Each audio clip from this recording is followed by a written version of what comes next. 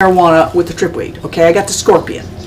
Now, if it hadn't been for Jesus Christ, I probably would have ended up suiciding in my 20s. I couldn't handle it. I couldn't handle the headspace I was in. And we'll talk about that later. And we'll talk about how easy it is to get out of all these traps that the evil one lays for us.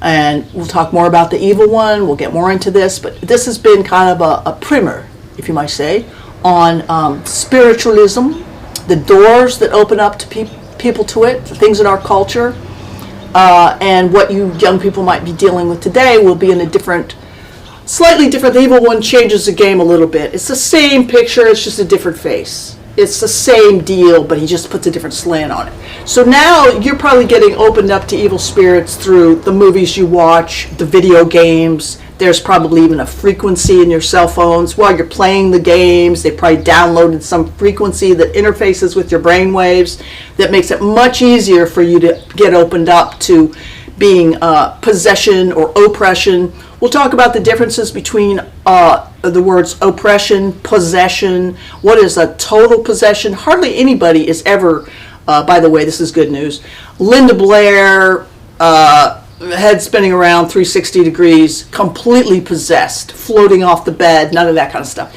Usually people have levels of possession where the evil one takes over the controls of the brain for a certain amount of time.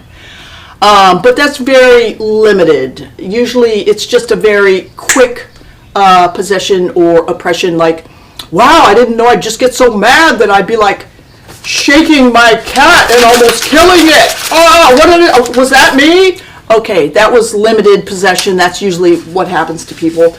Oppression, we'll talk much more about these different things, but oppression is like a heavy dark cloud. It's like, oh my God, can I even get through this day? Let me just try. Put a sandal on. Oh God, it's too much work. And you abandon the project of putting the sandal on that day. You decide to just hang out and watch Netflix for the rest of the day because putting the sandal on was way too hard. I know you know what I'm talking about. So thanks for watching, and we'll get back with you soon.